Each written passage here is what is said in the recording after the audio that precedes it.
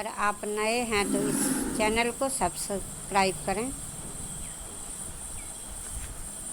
और ये डिक्टेशन प्रतिदिन डाला जा रहा है रामधारी गुप्ता जी से। प्रतिलेखन संख्या 789। ये 10 मिनट का डिक्टेशन है। डिक्टेशन शुरू होगा 5 सेकंड के बाद।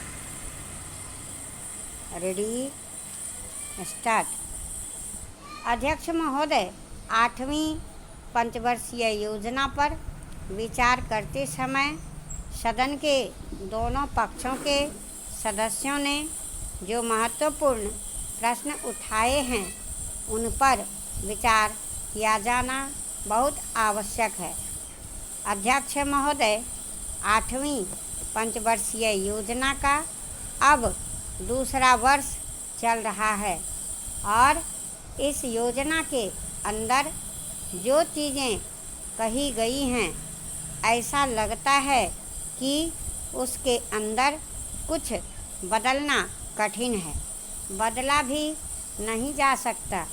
अध्यक्ष महोदय, कुछ चीज़ें की जा सकती हैं, उसके अंदर आज भी कुल कितना खर्च है यह तय नहीं किया गया, केवल कटौती ही निश्चित की गई है।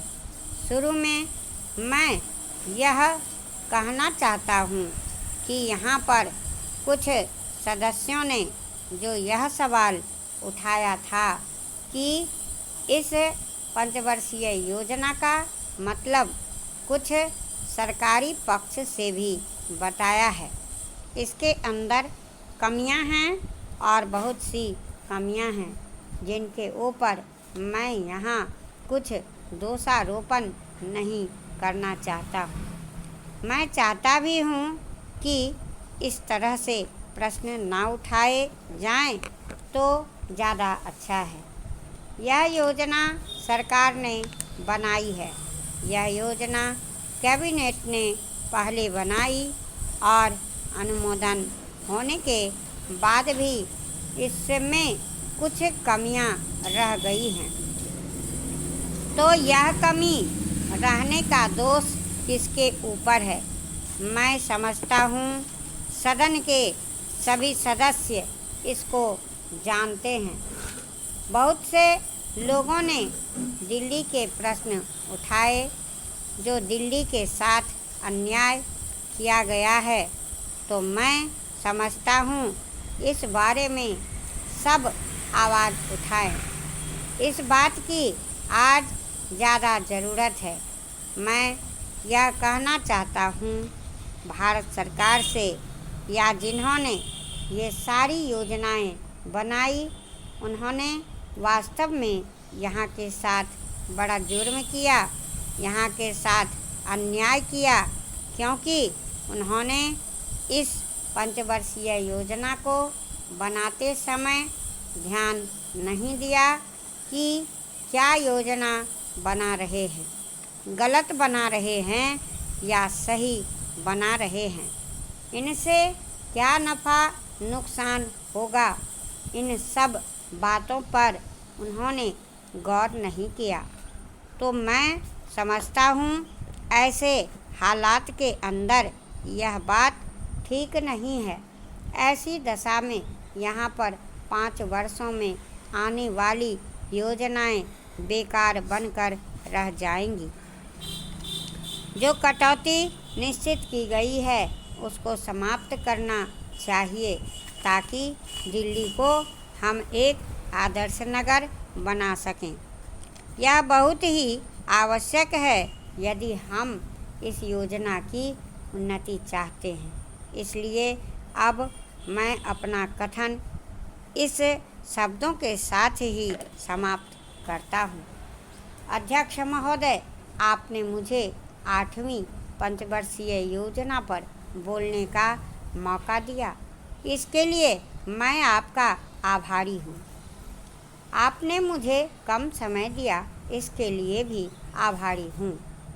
अभी मेरे से पूर्व कुछ सदस्यों ने हम पर यह आरोप भी लगाया कि हम योजना में विश्वास नहीं रखते।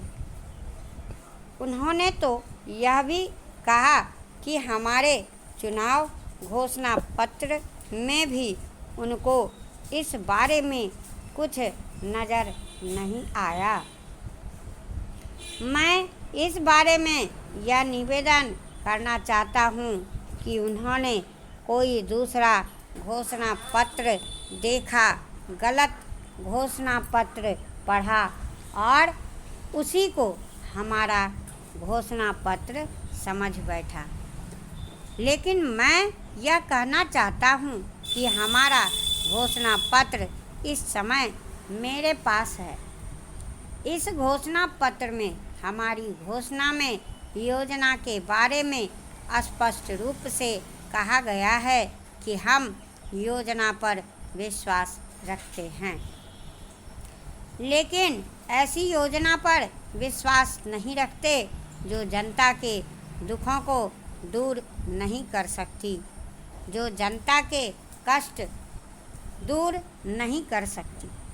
आज तक जितनी भी योजनाएं बनाई गई हैं, जिन्हें हम पहली पंचवर्षीय योजना, दूसरी पंचवर्षीय योजना और 8वीं पंचवर्षीय योजना कहते हैं, और उन योजनाओं में हमने जो कुछ निर्धारित किया उनसे हम जनता के दुखों को दूर नहीं कर सके और जनता के कष्ट दूर नहीं हुआ।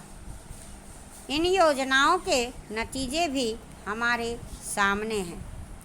बड़े बड़े अनुभवी बैठे, उन्होंने योजनाएं बनाई, लेकिन योजनाएं ठीक प्रकार से लागू नहीं की गई।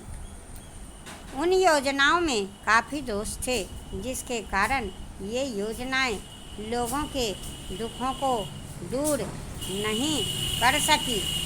लोग दुखी ही रहे। मैं यहाँ पर कहना चाहता हूँ कि जो हमारी योजना थी उसका नतीजा क्या निकला।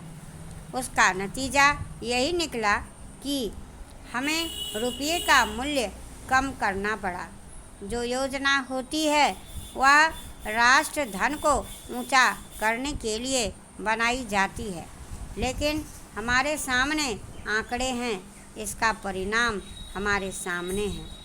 हमने पहली पंचवर्षीय योजना बनाई, दूसरी योजना बनाई, लेकिन हमारी प्रति व्यक्ति आय कम होती गई। हमारा जीवन स्तर दिन पर दिन गिरता जा रहा है। मैं यह कहना चाहता हूँ कि हमारा ऐसी योजना में विश्वास नहीं है जो जनता के कष्टों को, जनता के दुखों को दूर ना कर सके। हम ऐसी योजनाओं पर विश्वास करते हैं जो उनकी आयु बढ़ा सके, उनका आर्थिक विकास कर सकें, उन्हें उन्नत कर सकें। छोटे उद्योग के क्षेत्र में भी काफ़ी उन्नति हुई है, मगर इसके साथ साथ इस बात की भी आवश्यकता है कि उस क्षेत्र में लागत और कार्यकुशलता में भी वृद्धि की जाए और किसानों को खुशहाल बनाया जाए। सभापति महोदय, ये शब्द मेरे नहीं हैं बल्कि राष्ट्रपिता के हैं। जो लोग आज सरकार में बैठे हुए हैं, क्या वे अपने दिल में सोचेंगे कि यह देशद्रोह शब्द बालकों को अंग्रेजी पढ़ाने के लिए राष्ट्रपिता का कहा हुआ है। आज 44 वर्ष देश को स्वतंत्र हुए हो गए हैं, लेकिन राष्ट्रपिता की इस बात पर आज तक ध्यान नहीं दिया गया है। अंग्रेजी भाषा को पढ़ाना क्यों बंद नहीं किया गया और उसको दैनिक कार्यों में क्यों प्रयोग में लाया जाता है। मैं इस बात को कई बार इस सदन में कह चुका हूँ और मैंने इस विधान परिषद की नियमावली में 1 साल पहले एक संशोधन भी रखा था, लेकिन मेरा दुर्भाग्य है कि वह संशोधन साल भर से इस सदन में प्रस्तुत नहीं हो सका। मेरी अपनी राय है कि कम से कम दैनिक कार्यों के लिए यदि सरकार अंग्रेजी भाषा पर बंधन लगा दे तो बहुत अच्छा हो, और जो यह अनुशासनहीनता है वह भी समाप्त हो जाए। सभापति महोदय, जैसा कि मेरे मित्र ने कहा, लड़कों के माता पिता अंग्रेजी का प्रयोग करते हैं और उनके शिक्षक भी उसका प्रयोग करते हैं, फिर बालकों पर उसका प्रभाव क्यों नहीं पड़ेगा। मैं उनसे सहमत हूँ कि बालकों में नकल करने की आदत होती है। जैसा वे अपने बड़ों को करते देखते हैं वैसा ही वे करते हैं। अगर हम कोई बुरा काम करेंगे तो उसका प्रभाव बालकों पर ज़रूर पड़ेगा। आप देखेंगे कि जिस मनोवृत्ति के माता पिता और शिक्षक होते हैं उसी प्रकार के बालक भी होते हैं। हम दूसरों को तो परामर्श दे देते हैं लेकिन स्वयं उस पर अमल नहीं करते। इसके साथ ही साथ हमको शिक्षा प्रणाली की ओर भी ध्यान देना है। शिक्षा के जिन तरीकों को आजकल अपनाया जा रहा है वे वास्तव में लाभकारी नहीं है। सरकार की ओर से इस प्रकार का आदेश होना चाहिए कि 14 वर्ष कम बालकों को अपनी मातृभाषा में ही शिक्षा दी जाएगी और दैनिक कार्यों में भी अंग्रेजी का प्रयोग नहीं होगा। इस प्रस्ताव में अनेक महत्वपूर्ण बातों की ओर ध्यान दिलाया गया है। मैं समझता हूँ कि जब माननीय मंत्री जी इसका उत्तर देंगे तो कह देंगे कि हम बहुत सी बातों पर अमल कर रहे हैं, लेकिन मैं समझता हूँ कि उन पर कोई अमल नहीं हो रहा है।